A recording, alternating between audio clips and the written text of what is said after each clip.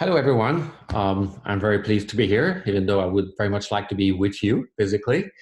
So first, I want to thank the CASCA Award Committee for giving me this incredible distinction. I'm very proud, and I'm pretty proud for my whole team, which I like to share this prize.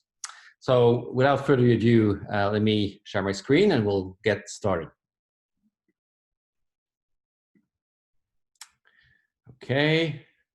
Okay, so I've decided to entitle this Past, Present, and Future of Canadian Optical Infrared Astronomy, a very personal perspective. And the reason being that I'm not going to give a very thorough and extensive review of that topic, which is obviously too broad, and that this is going to be very personal. How I got involved in this exciting venture to do infrared astronomy mostly. So what I have for you today is this 6-course menu. So we'll start by talking about how this thing got started at Mont Mégantic Observatory, the era of single pixel infrared astronomy, which was rapidly followed by what I would call an inflation era of infrared pixel, which really changed many things and in a way that we could not really anticipate. And then we'll move to the main topics of what has been the main project of my career, high contrast imaging, infrared precision velocimetry, which is just barely started, which I anticipate will go on for quite a while. And finally, not least, desserts. We're going to talk briefly about James Webb Space Telescope, and a few words about the next big step, the giant telescope. Okay, so let's jump into this thing. We have to go back several decades ago, disco time, mid-80s. I'm a graduate student. I'm doing a master with my mentor, René Doyon. And Danielle was one of the first in Canada to develop an instrument called an infrared spectrometer, which basically looked like this on the right. It's very, very simple. This is a doer here, a liquid nitrogen cryostat with this little dot here, which is the 1 pixel. So basically light goes down here, the focus goes right here, there's the collimator, then it goes into a Fabry-Perot, a fairly high order Fabry-Perot to study molecular hydrogen in star formation regions.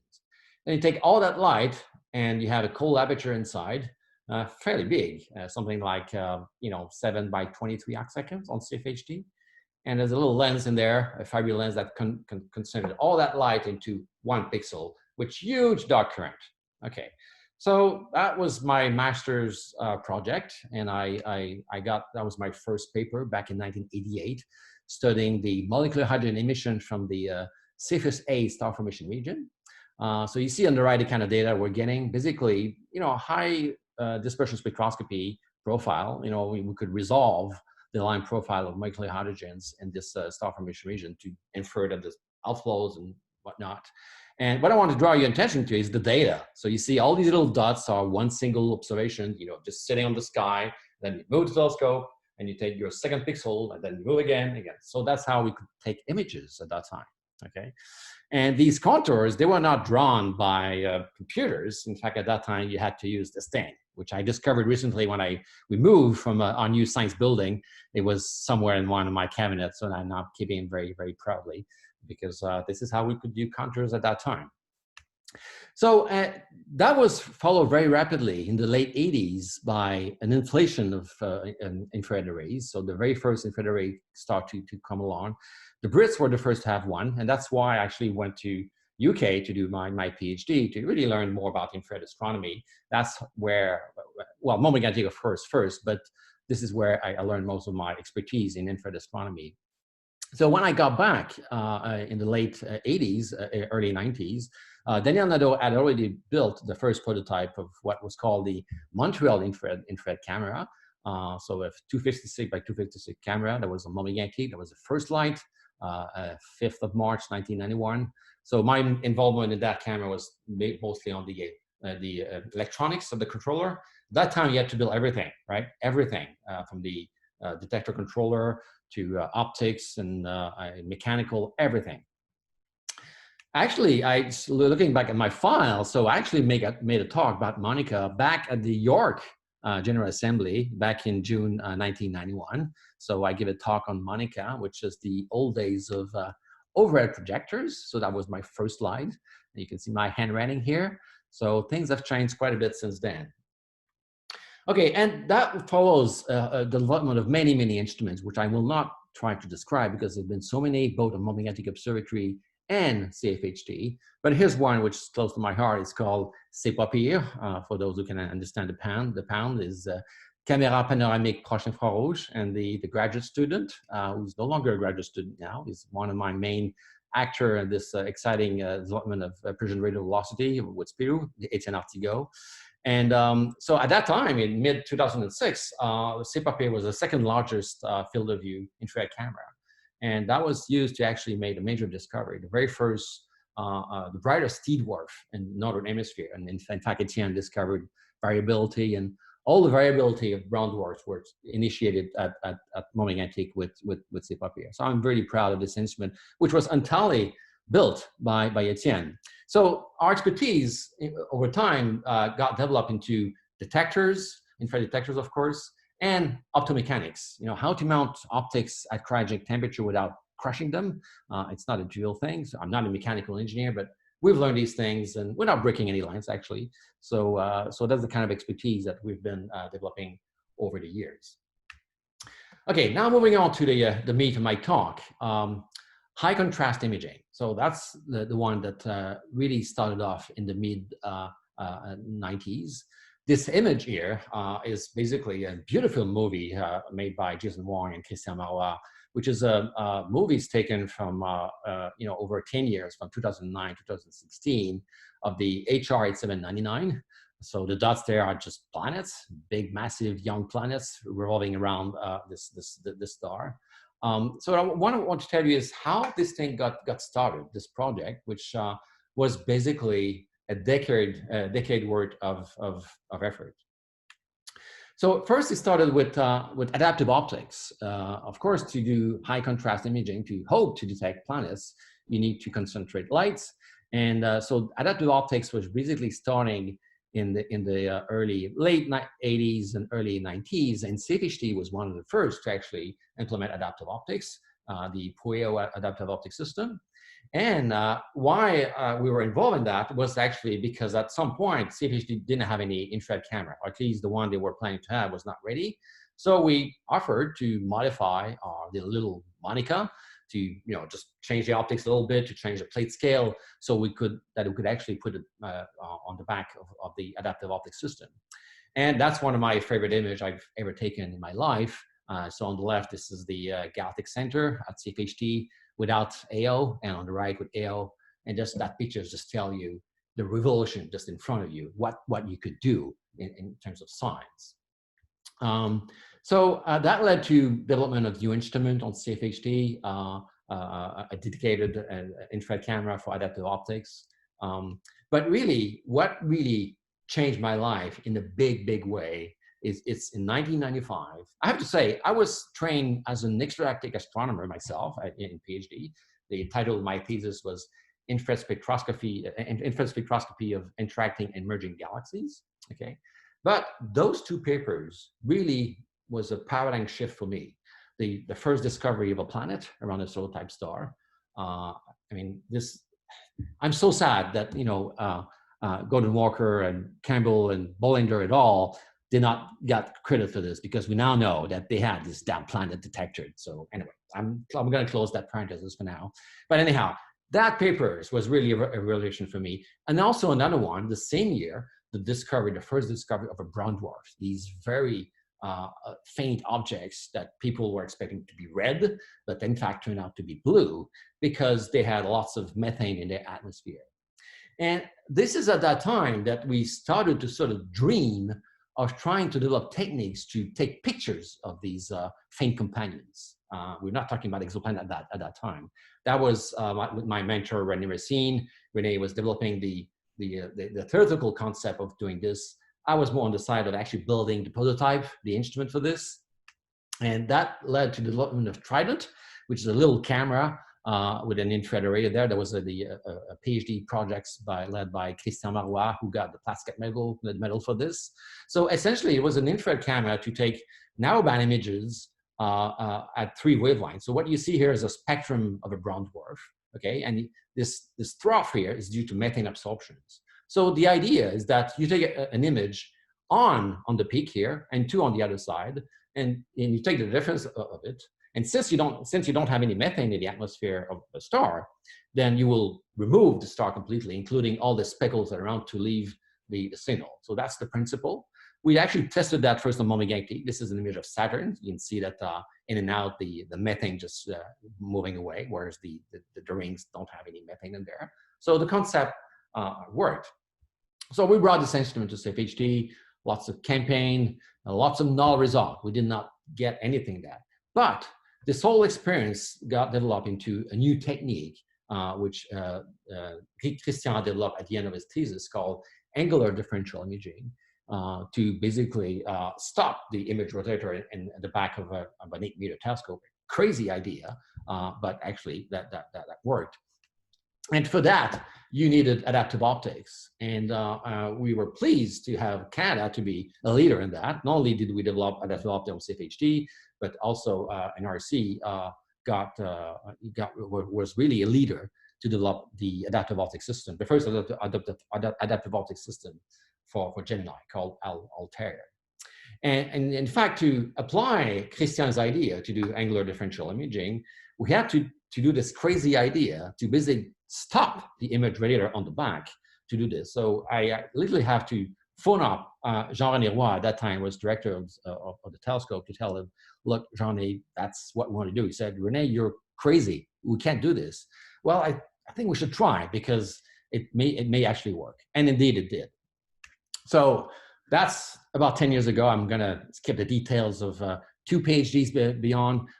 My colleague, David Lafrenière, and former student, was instrumental in developing this technique, basically develop a new algorithm to better subtract these images. And on November 2008, this first picture of the science magazine came out, which was also at the same time with the discovery of this planet, which now probably think it's not a planet, but something revolving around Formula B made with HST. So it was quite an exciting time. But what was really revealing is a few months after, David decided to look at the archive, HST archive, to discover that HR 8799 had been observed by Hubble. And that's the image that people got, and people tried to find companion. The idea that this is a young star, about 60 million years old star. And so, the younger your star is, the easier it is to detect a warm giant planet around it. But people did not detect it. But in a few seconds, taking ADI and the Loki algorithm that David developed, he actually detected that planet. So when I think about it, I just always get crazy, because over all these years, 10 years of buzzing around, going to SafeHD, null result, going a large survey on Gemini, null result again, to finally get an image, all we needed was a few seconds on a laptop with archival data to detect a planet. So this is something I will never emphasize strongly enough with my colleagues and students, is that you may have the best instrument in the world, but you may have also the most crappier signal processing algorithms. So you have to develop good instrument, but you also have very good software about it. And that's a very good, eloquent demonstration that signal processing algorithms are extremely important. Okay, so all this development of adaptive optics, the success of high contrast imaging led to the development in the mid-2000 of the Gemini Planet Imager that was led by my colleague Bruce McIntosh, and also James Graham, who was the former director of Dunlap Institute. And Canada was heavily involved in that, especially in RC, building the main structure of the instrument. Ourselves in Montreal and Laval were building some of the camera optics, and we're also very much involved in the data pipeline for GPI. And that's one of the major discovery of GPI. Its first and only planet ever discovered by GPI, 51 Eris b, which really illustrate the power of imaging because what you see here is a methane absorption. So unlike imager on Gemini they had before, GPI could actually take a spectrum of every speckle around the image. It was an IFU. It still is an IFU, and that allows us to actually get spectrum of the planet that you detect. So that was a major discovery. Okay, so now moving on to infrared precision velocimetry. So I got involved in that in the late 2000. That was my colleague Jean-François Donati, who wanted to develop a follow-up of SPEDAN, which is an initial spectrograph, initial spectropolarimètre, and this time building one in the infrared. And because we had expertise in detector technology and cryogenic optics, so he turned to us to do this. And I was at that time a bit reluctant because I had so many things to do. And what I'm presenting here is not linear. You see, dessert should come first, really, in time, but I'll come to dessert later. But so I was hesitant, but then I finally decided, okay, let's do this. And before I jump in describing the science case of this thing, well, in fact, I want to describe what was really the science case behind this project and also others, which is really to this holy grail, finding life elsewhere in the universe, which is not a science fiction. I think this is real. This is something we can do in the next few decades or so. And the roadmap is roughly that. So essentially we need to find the nearest planets, right? Because those are the ones you can have a hope, the only hope to detect something. Ideally, you want planets for which you have, the radius and their mass. So the mass determination is crucial. Of course, then you want to take the subset of those that are in the right place around the star in the habitable zone. And then you find a way to probe the atmosphere of the closest system to search for water and, if not, biosignature. There's two ways to do this. High contrast imaging, that's way out into the future, in my opinion.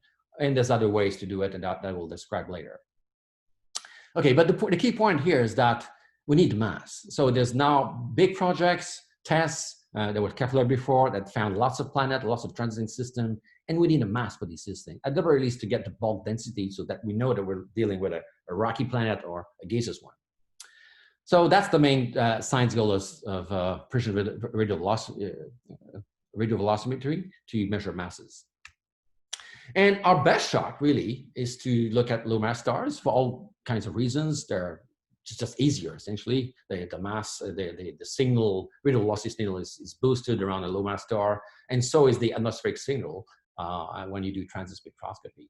So everything is advantageous. Not to mention, of course, that M dwarfs are the dominant star in the solar neighborhood. They're the most abundant.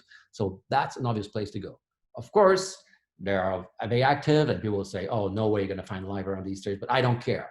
We need to look, and we're going to spend probably 2-3 decades to look at this, to take what we call the M dwarf opportunity, which maybe will end up to be the M dwarf dead end. But for now, that's the only shot the only hope to potentially detect, biosignatures around nearby stars.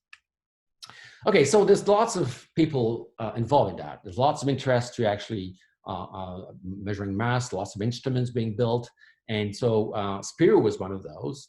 And in the after 2010, Spirou got a pretty bumpy story in terms of funding, and we had to go, especially in Canada. So we finally managed to get money from the Canada Foundation, from CFI, Canada Foundation for Innovation, to actually get some funding for this. And but we said, well, if we're going to ask $1 million, why don't we ask for another 5 or 6 to build a copy of it? And so that led to the development of NIRISS, which initially was meant to be a copy of Spirou, but that's a long story. We developed another instrument, which is basically a sister, an infrared sister to HARPS, which is by far the best instrument in the world to do precision radial velocity at optical wavelength. So NIRISS is meant to be the infrared arms of ARPS.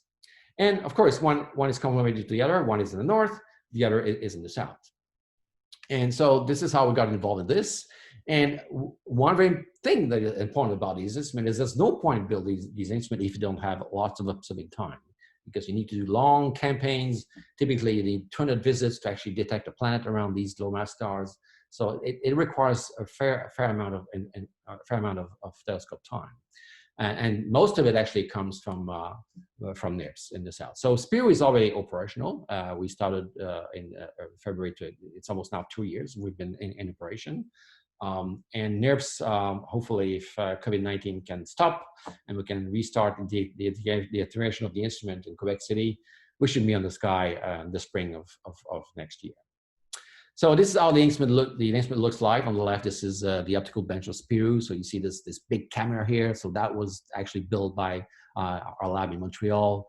These big lenses made of barium fluorides. Lots of technology in there. On the back, you don't see the infrared detector, the AWI-4RG, 4 million pixels, and now instead of the 1 pixel that we started off a few decades before. And on the right, happy COPI next to NIRISS in Quebec City, and now the CRISAT is open and the integration is actually proceeding as we speak. Okay, so what's the main science goal of these projects? Basically, is to find to search for the closest habitable worlds. And this is an animation made by my former student and graduate Ryan Cloutier. What you see here is the census, the current census of small planets around in the solar neighborhood. So the blue are the one in the habitable zone, and red are just small planets. And you know, you can make simulations. We have good statistics from Kepler about the occurrence rates of small planets. In fact, lots of them. We expect that at least a quarter of low mass stars have 1 planet in the habitable zone, which is extremely encouraging. The prospect is way much better than high contrast imaging, by the way. So this is what we expect to have after we complete our survey, which is going to take about 5-6 years. About a yield of about 100 new small planets very nearby, and some of them about a dozen in the habitable zone. So those planets, those stars, are the pearls in the sky that we're looking for. Those are the target that we're going to point giant telescope in the future to take images of those things, or if not, if we're lucky, very lucky, and they're transiting, we can do transit spectroscopy on that. Okay, so again, with a complex instrument comes very complex data reduction. We knew that. We knew that when we started Spirou that we needed to have a lot of effort on data reduction pipeline. But I have to tell you that, oh boy, that we have underestimated this task a lot. To a point that some people in the community says, well, just give up.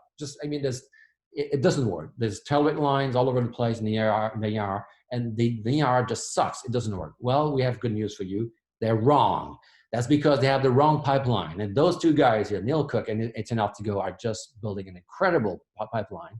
This is a code that represents something like 100,000 lines of code, and it's still growing.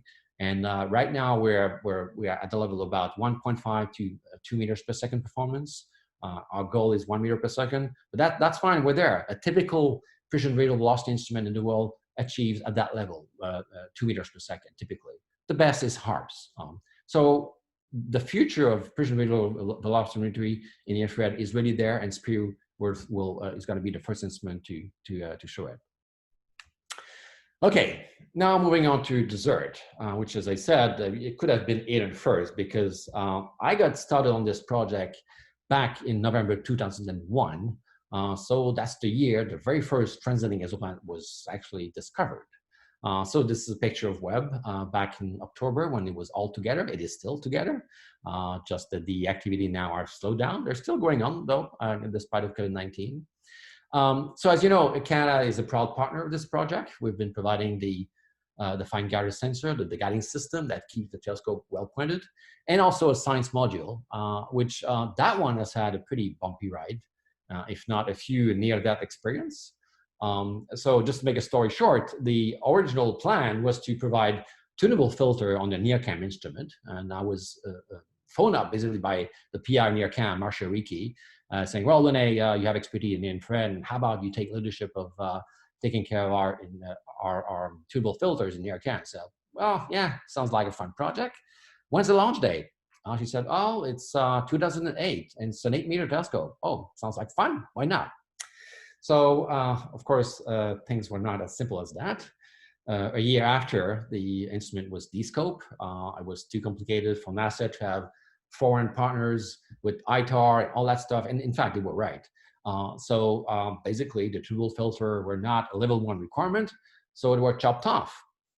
So at that time, John Hutchings, which was the PI of the instrument of GS, we got together and said, look, how about we take the tunable filters of NIRCam and put them on the back of the FGS as a standalone instrument. And so CSC said, well, okay, why not?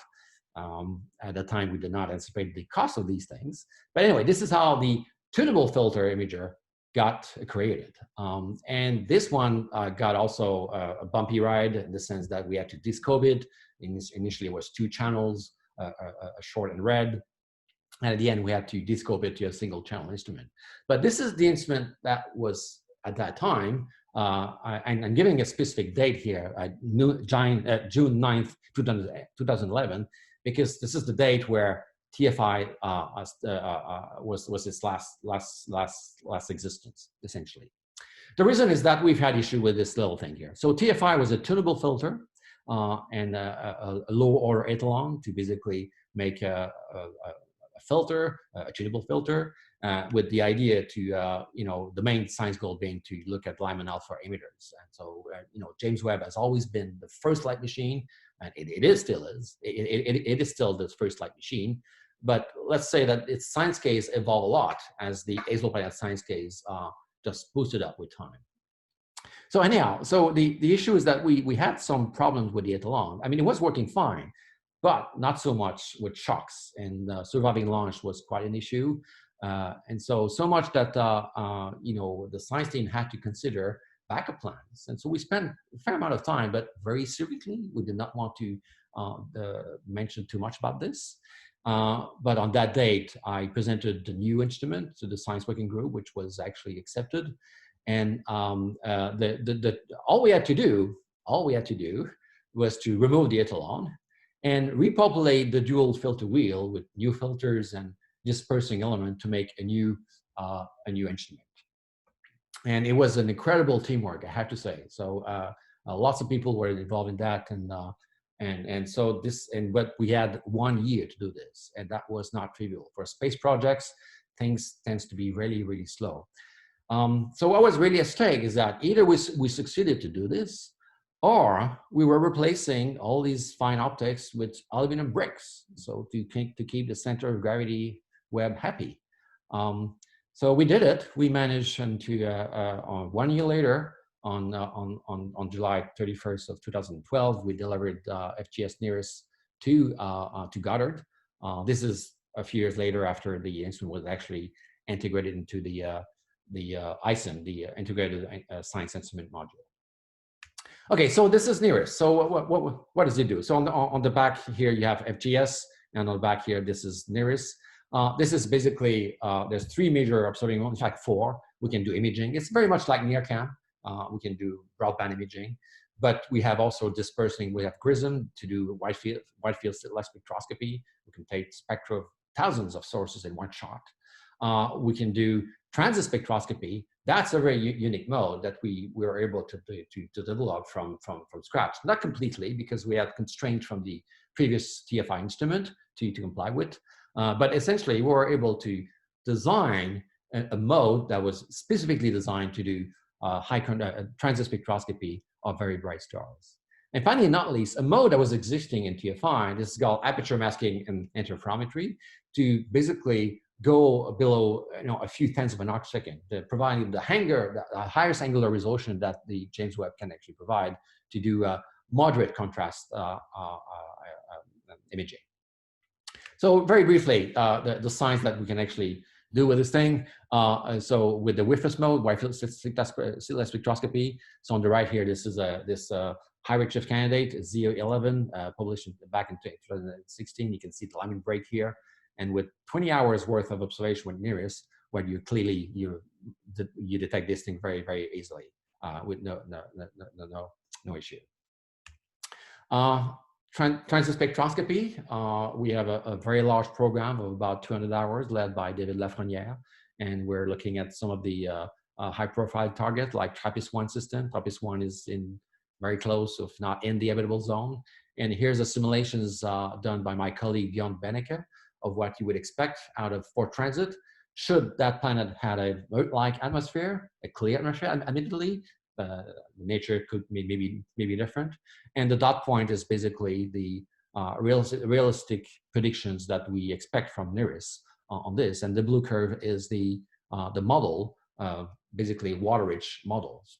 So the point is that, with only 4 visits, a few tens of hours of Webb time after its launch, we may be able to, detect water in habitable planets. So this is very exciting work. And finally, aperture masking interferometry. So this is just illustrate the contrast curve at 5 micron as a function of separation. You can see here the scale, and the black region is the regions that GPI can probe. And below that, it's very difficult. And you need to improve the chronograph and the technology, and also the level of AOD you need to achieve. But with this technique, which is basically masking out 85% of the light of the telescope, you can actually get to these regions. And this is the predictions of a system, HD 95086, which is predicted to have inner planets below 0.3 arcsecond, maybe as much as 3 or 4 planets in there. And if they are there, NIRISS will detect them very easily. So that's part of our GEO program that JOST will do when we launch, hopefully very soon. Okay, finally, not least, hopefully what will be for me second dessert, the giant telescope era, which is really starting, even though it's challenging programmatically, financially speaking, and COVID-19 will just add to the challenge of these things. But to me, the opportunity with giant telescope in the context of exoplanet science, this is really to be serious about going after biosignature detections. And the way we think we're going to do this is by combining 2 techniques that Canada is very good at: high contrast imaging and high dispersion spectroscopy. So the idea is very simple. You put a chronograph on a giant telescope, and you have an IFU that with fibers that will feed a high resolution spectrograph like Spirou, about 100,000 roughly. And by cross correlations with an atmosphere model, you can actually hope to detect molecules that way. So the image you see here at the bottom is the simulations made with the high-res instrument, high resolution spectrograph on the ELT, with 4 nights of observing time. And the white things here is basically O2 detections in this temperate planet. And I have to say, this is using a fairly straightforward instrument, the single limit instrument with standard AO. And should you increase slightly the AO correction, which is not that crazy, but right now people are very conservative, you could reduce the observing time from 4 nights to maybe less than 1 night. So what I'm trying to say is that this is not crazy. This is not science fiction. With a giant telescope with probably equipped instrument and single processing algorithm, good pipelines, a biosignature detection is really within reach. And I like to think that Canada will actually be involved. So I want to conclude here by mentioning something I did not mention yet, which is the teamwork. So I get this award, but really there's so many people behind all this stuff. And if you have to ask me, what is the thing I'm most proud of? Well, that's this thing, to have been able to convince people to get together in this common goal of exploring new worlds, searching for life, and even convincing people to give money to it. I'm just amazed that we managed to do this. And this is a proposal that the whole is far more valuable than the individuals.